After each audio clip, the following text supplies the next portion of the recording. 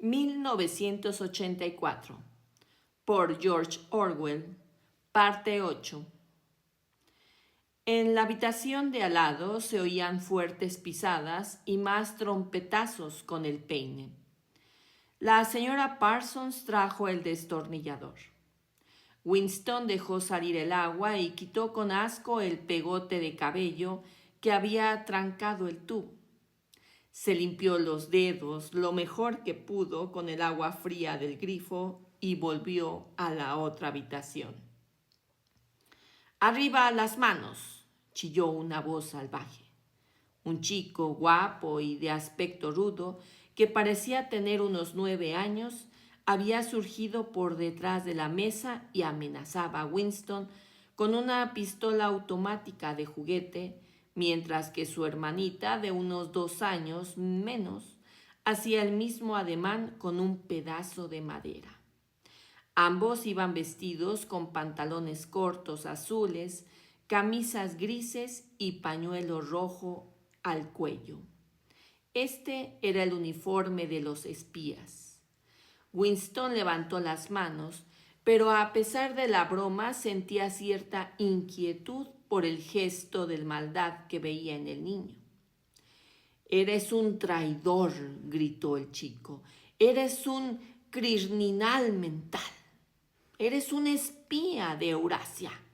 Te mataré, te vaporizaré, te mandaré a las minas de sal». De pronto, tanto el niño como la niña empezaron a saltar en torno a él gritando: «¡Traidor! ¡Traidor! ¡Criminal mental! ¡Criminal mental! ¡Criminal mental!», imitando la niña todos los movimientos de su hermano. Aquello producía un poco de miedo, algo así como los juegos de los cachorros de los tigres cuando pensamos que pronto se convertirán en devoradores de hombres. Había una especie de ferocidad calculadora en la mirada del pequeño, un deseo evidente de darle un buen golpe a Winston, de hacerle daño de alguna manera, una convicción de ser casi lo suficientemente hombre para hacerlo. «Qué suerte que el niño no tenga en la mano más que una pistola de juguete», pensó Winston. La mirada de la señora Parsons iba nerviosamente de los niños a Winston y de éste a los niños. Como en aquella habitación había mejor luz, pudo notar Winston que en las arrugas de la mujer había efectivamente polvo. «Hacen tanto ruido», dijo ella. «Están disgustados porque no pueden ir a ver ahorcar a esos. Estoy segura de que por eso revuelven tanto. Yo no puedo llevarlos, tengo demasiado que hacer. Y Tom no volverá de su trabajo a tiempo». «¿Por qué no podemos ir a ver cómo los cuelgan?», gritó el pequeño con su tremenda voz impropia de su edad. «¿Por qué no podemos ir a verlos cómo los cuelgan?». «Queremos verlos colgar, queremos verlos colgar», canturreaba la chiquilla mientras saltaba. Varios prisioneros euroasiáticos culpables de crímenes de guerra serían ahorcados en el parque aquella tarde, recordó Winston. Esto solía ocurrir una vez al mes y constituía un espectáculo popular. A los niños siempre les hacían gran ilusión asistir a él. Winston se despidió de la señora Parsons y se dirigió hacia la puerta, pero apenas había bajado 6 escalones cuando algo le dio en el cuello por detrás, produciéndole un terrible dolor. Era como si le hubieran aplicado un alambre incandescente. Se volvió a tiempo de ver cómo retiraba la señora Parsons a su hijo del descansillo. El chico se guardaba unas tirachinas en el bolsillo.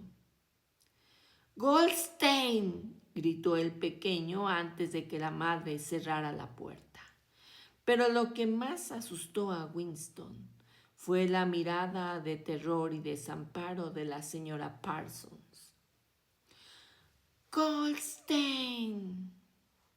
De nuevo en su piso, cruzó rápidamente por delante de la telepantalla y volvió a sentarse ante la mesita sin dejar de pasarse la mano por su adolorido cuello. La música de la telepantalla se había detenido.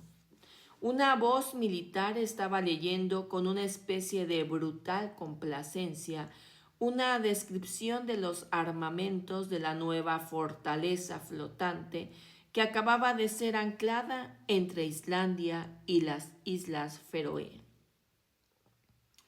Con aquellos niños, pensó Winston, la desgraciada mujer debía de llevar una vida terrorífica. Dentro de 1 o 2 años, sus propios hijos podían descubrir en ella algún indicio de herejía. Casi todos los niños de entonces eran horribles.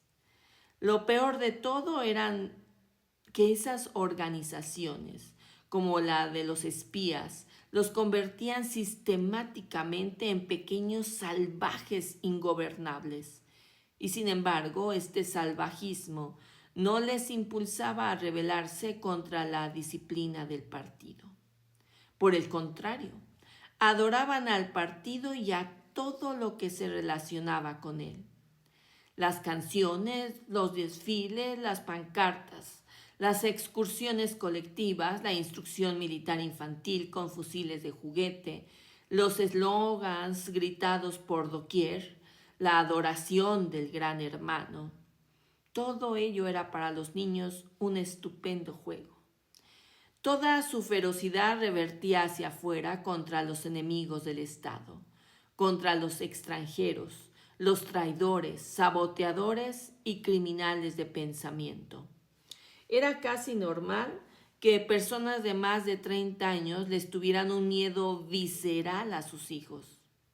Y con razón, pues apenas pasaba una semana sin que el Times publicara unas líneas describiendo cómo alguna viborilla, la denominación oficial era heroico niño, había denunciado a sus padres a la policía del pensamiento, contándole a ésta lo que había oído en casa. La molestia causada por el proyectil de tirachina se le había pasado. Winston volvió a coger la pluma, preguntándose si no tendría algo más que escribir. De pronto empezó a pensar de nuevo en O'Brien. Años atrás, ¿cuánto tiempo hacía? Quizás 7 años. Había soñado Winston que paseaba por una habitación oscura. Alguien sentado a su lado le había dicho al pasar él: nos encontraremos en el lugar donde no hay oscuridad.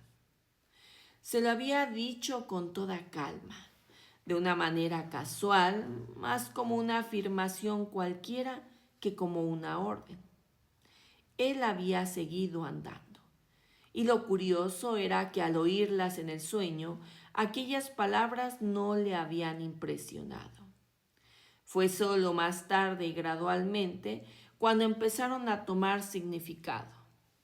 Ahora no podía recordar si fue antes o después de tener el sueño cuando había visto a O'Brien por vez primera, y tampoco podía recordar cuándo había identificado aquella voz como la de O'Brien. Pero, de todos modos, era indudablemente O'Brien, quien le había hablado en la oscuridad. Nunca había podido sentirse absolutamente seguro, incluso después del fugaz encuentro de sus miradas esta mañana, de si O'Brien era un amigo o un enemigo. Ni tampoco importaba mucho esto. Lo cierto era que existía entre ellos un vínculo de comprensión más fuerte y más importante que el afecto o el partidismo. Nos encontraremos en el lugar donde no hay oscuridad, le había dicho. Winston no sabía lo que podía significar esas palabras.